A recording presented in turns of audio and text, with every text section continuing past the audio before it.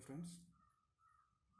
Friends, നമ്മൾ ആദ്യത്തെ question നമ്മൾ ചെയ്തു. അതിൻ്റെ ഉത്തരം വന്നത് 1 ആയിരുന്നു. ഓക്കെ, ഇവിടെ രണ്ടാമത്തെ പ്രോബ്ലം, അതായത് ഇതാണ് രണ്ടാമത്തെ പ്രോബ്ലം. അതായത് integral -∞ to 0 cos h x dx. cos h x dx എന്ന് പറയുന്ന ഒരു ഹൈപ്പർബോളിക് ഫംഗ്ഷനാണ്.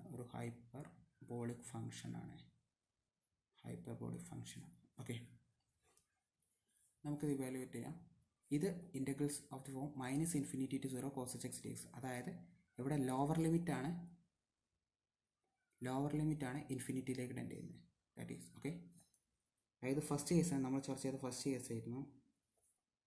അതായത് -∞ to b f of x dx. ഈ ഫോർമാറ്റിലുള്ളതാണ് രണ്ടാമത്തെ ക്വസ്റ്റ്യൻ. ഓക്കെ, ഇത് നമ്മൾ എങ്ങനെ ഇവാലുവേറ്റ് ചെയ്യാൻ നോക്കാം. നമ്മൾ പറഞ്ഞു ഇതിൻ്റെ limits over a tends to -∞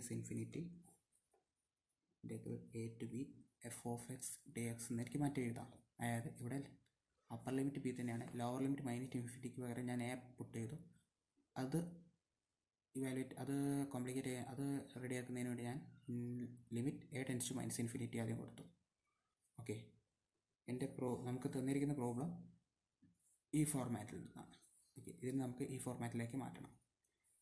അപ്പോൾ വരുന്നത് limit a tends to -∞ integral a to 0 f of x dx. ഇവിടെ അപ്പർ ലിമിറ്റ് വന്നത് 0 ആണ്. നമുക്കിതിനെ വാല്യൂറ്റ് ചെയ്യാം. ആദ്യം ഇൻ്റഗ്രൽ ചെയ്യുന്നു, അതിനുശേഷമാണ് ലിമിറ്റ് അപ്ലൈ ചെയ്യുന്നത്. ഓക്കെ, ഇൻ്റഗ്രൽ ചെയ്താൽ എനിക്ക് വരുന്നത് okay limit a tends to -∞ integral a to 0 cos h x dx. Integral cos h x dx എന്ന് പറയുന്നത് sin h x ആണ്. ഓക്കെ, അപ്പോൾ sin h x limit a to 0 limit a tends to ∞. Okay, അത് limit a tends to ∞ sin h0 minus sin ha. ഇവിടെ sin h x എന്ന് പറയുന്നത് ഞാൻ പറയുന്നത് ഒരു ഹൈപ്പർബോളിക് ഫംഗ്ഷൻ ആണെന്ന് പറയുന്നത്. ഒരു hyperbolic function, it is an hyperbolic function. അതിന് എനിക്ക് എഴുതാം e raised to x minus e raised to -x divided by 2. അതാണ് sin h x എന്ന് പറയുന്നത്. ഓക്കെ, ആ ഫോർമാറ്റിൽ എനിക്ക് sin h x of 0 എന്ന് കൊടുക്കാം. പിന്നെ 0യെ ഇവാലുവേറ്റ് ചെയ്താൽ, ഈ ടേം ഇവാലുവേറ്റ് ചെയ്താൽ e raised to 0, അതായത് എക്സിന് പകരം ഇവിടെ 0, ഇവിടെ 0 ആണ്. e raised to 0 minus e raised to 0 divided by 2. അതായത് 1 minus 1 by 2, that is this term 0. Okay, first term 0 ആയിപ്പോയി. ഇനി സൈൻ h of a എന്ന് പറയുമ്പോൾ ഇവിടെ എക്സിന് പകരം a പുട്ട് ചെയ്യണം. ഓക്കെ, അപ്പോൾ വരുന്നത് e raised to a minus e raised to -a divided by 2. Okay, limit വരുന്നത് minus e raised to a minus e raised to -a by 2 limit a tends to -∞. ഞാൻ എക്ക് ഇവിടെ ഇനിയാണ് ഞാൻ ലിമിറ്റ് അപ്ലൈ ചെയ്യാൻ പോകുന്നത്. ഇനി ലിമിറ്റ് അപ്ലൈ ചെയ്യുമ്പോൾ എനിക്ക് വരുന്നത് e raised to ∞. e raised to ∞ എന്ന് പറയുന്നത് ഇൻഫിനിറ്റിയാണ്. e raised to -∞, that is also infinity minus infinity by 2, that is infinity. അപ്പോൾ രണ്ടാമത്തെ ഇൻ്റഗ്രലിൻ്റെ ഉത്തരം വന്നത് ഇൻഫിനിറ്റിയാണ്. അതായത് ഇൻ്റഗ്രൽ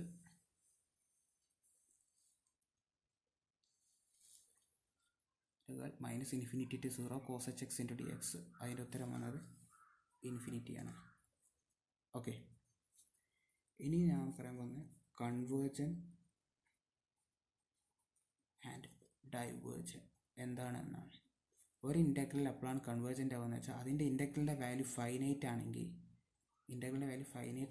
ആ ഇൻ്റഗ്രലിനെ നമുക്ക് കൺവേർജൻ്റ് ആണെന്ന് വിളിക്കും. അല്ല, ആ ഇൻ്റഗ്രലിൻ്റെ വാല്യൂ ഇൻഫൈനൈറ്റ് ആണെങ്കിൽ ആ ഇൻ്റഗ്രലിനെ നമ്മൾ ഡൈവേർജൻ്റ് എന്ന് വിളിക്കും. നമ്മൾ ആദ്യത്തെ പ്രോബ്ലത്തിൽ കണ്ടു ഈ ഇൻ്റഗ്രലിൻ്റെ വാല്യൂ വന്നത് 1 ആണ്. അതായത് അത് ഫൈനൈറ്റ് ആണ്. ആ ഇൻ്റഗ്രലിൻ്റെ വാല്യൂ വന്നത് ഫൈനൈറ്റ് ആയിരുന്നു. അതുകൊണ്ട് ഈ ഇൻ്റഗ്രലിനെ നമ്മൾ കൺവേർജൻ്റ് എന്ന് വിളിക്കും. കൺവേർജൻ്റ് ആണ് ആ ഇൻ്റഗ്രൽ. എന്നാൽ നമ്മൾ രണ്ടാമത്തെ പ്രോബ്ലം ചെയ്തപ്പോൾ കണ്ടു അതിൻ്റെ ആൻസർ വന്ന് ഇൻഫിനിറ്റി ആണ്. ഓക്കെ, ഇൻഫിനിറ്റി ആണ്. അതായത് ആ ഇൻ്റഗ്രൽ ഇൻഫൈനൈറ്റ് ആണ്. ദാറ്റ് മീൻസ് ആ രണ്ടാമത്തെ integral, that is integral -∞ to 0 cos h x dx divergent ആണ്.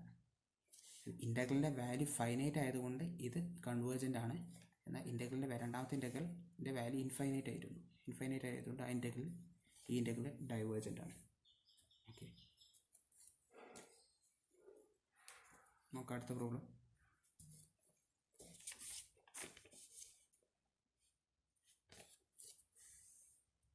അടുത്ത പ്രോബ്ലം ഇതാണ്. അതായത് -∞ to ∞ 2x / 1 + x² dx. ഇത് നമ്മൾ പറഞ്ഞു ഇത് മൂന്നാമത്തെ കേസിൽ വരുന്നതാണ്.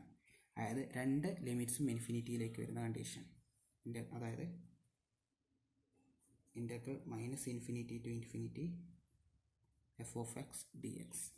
ഓക്കെ, ഇതിനെ നമ്മൾ ചെയ്തിരുന്നത് ഇതിനാദ്യം രണ്ടായി സ്പ്ലിറ്റ് ചെയ്യുന്നു. അതായത് -∞ to 0 f of x dx plus 0 to ∞ f of x dx രണ്ടായി സ്പ്ലിറ്റ് ചെയ്യുന്നു. എന്നിട്ടാണ് ഇതിനെ ഇവാലുവേറ്റ് ചെയ്യുന്നത്. ഓക്കെ, ഇത് നമ്മുടെ രണ്ടാമത്തെ കണ്ടീഷനാണ് വന്നത്. രണ്ടാമത്തെ കണ്ടീഷൻ എന്ന് പറഞ്ഞാൽ നമ്മളിവിടെ ചർച്ച ചെയ്ത ഈ ഫോർമാറ്റാണ് ആദ്യത്തേത്. എന്നാൽ രണ്ടാമത്തെ പറയുന്നത് 0 to ∞, അതായത് upper limit infinity, that is first condition. അതുപോലെ നമുക്കിത് ചെയ്യാം. ഓക്കെ, അപ്പോൾ നമ്മുടെ ഫംഗ്ഷൻ വന്നിരിക്കുന്നത് integral -∞ to 0 2x / 1 + x² dx plus integral 0 to ∞ f of x dx. ഇത് രണ്ടാമത്തെ കേസാണെന്ന് പറഞ്ഞു. അതായത് ഇതിനെ എനിക്ക് ഇങ്ങനെ എഴുതാം. Limit a → -∞ integral a to 0 2x / 1 + x² dx. Okay, plus രണ്ടാമത്തേത് അപ്പർ ലിമിറ്റാണ് ഇൻഫിനിറ്റി. സോ അതിനെ എനിക്ക് ഇങ്ങനെ എഴുതാം. Limit b → ∞ integral 0 to b f of x dx എന്ന് എഴുതാം.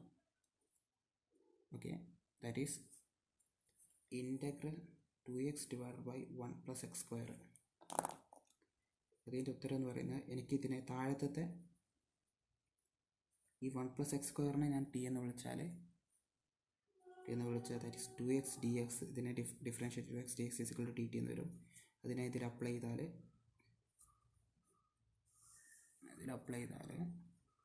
dt / t എന്ന് വരും. dt / t that is 1/t എന്ന് പറയുന്നത് ln of mod t ആണ്.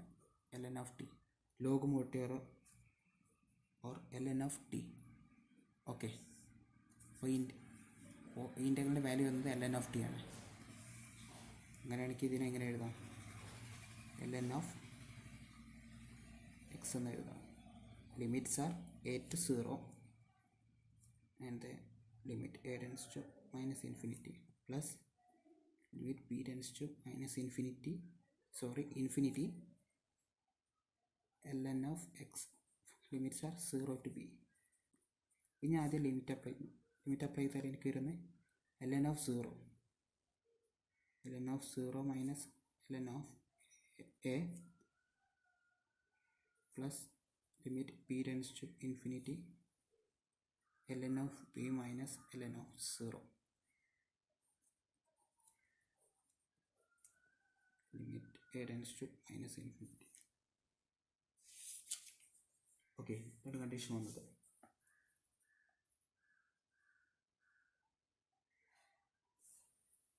അതായത് ln of 0 എന്ന് പറയുന്നത് ഇൻഫിനിറ്റി ആണ്. അതുകൊണ്ട് ഇൻഫിനിറ്റി മൈനസ് കൂടാതെ എയും ഇൻഫിനിറ്റി, ln ഓഫ് ഇൻഫിനിറ്റി എന്ന് പറയുന്നത് ഇൻഫിനിറ്റി ആണ്, that is infinity minus infinity. Okay, b tends to infinity ആണെങ്കിൽ ln ഓഫ് ഇൻഫിനിറ്റി എന്ന് പറയുന്നത് ഇൻഫിനിറ്റി ആണ്, ലോഗ് 0 ഇൻഫിനിറ്റി തന്നെയാണ്, infinity minus infinity, that is ഈ രണ്ട് ലിമിറ്റ്സും ഇൻഫിനിറ്റിയാണ്. ഓക്കെ,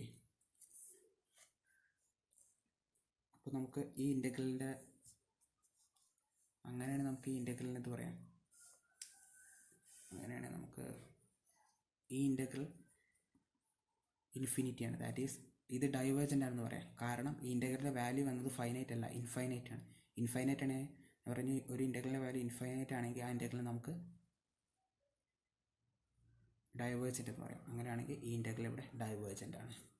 ഇതിൻ്റെ വാല്യൂ ഫൈനൈറ്റ് ആയിരുന്നു, അതുകൊണ്ട് ഇത് കൺവേർജൻ്റ് ആണ്. ഇതിൻ്റെ വാല്യൂ വന്നത് ഇൻഫിനിറ്റി ആയിരുന്നു, അതുകൊണ്ട് ഇത് ഡൈവേർജൻ്റ് ആണ്. ഈ ഇൻ്റഗ്രൽ ഡൈവേർജൻ്റ് ആണ്, ഈ ഇൻ്റഗ്രലിൻ്റെ വാല്യൂ വന്നതും ഡൈവേർജൻ്റ് ആണ്, കാരണം അതിൻ്റെ ഇൻ്റഗ്രലിൻ്റെ വാല്യൂ വന്നത് ഇൻഫിനിറ്റി ആണ്.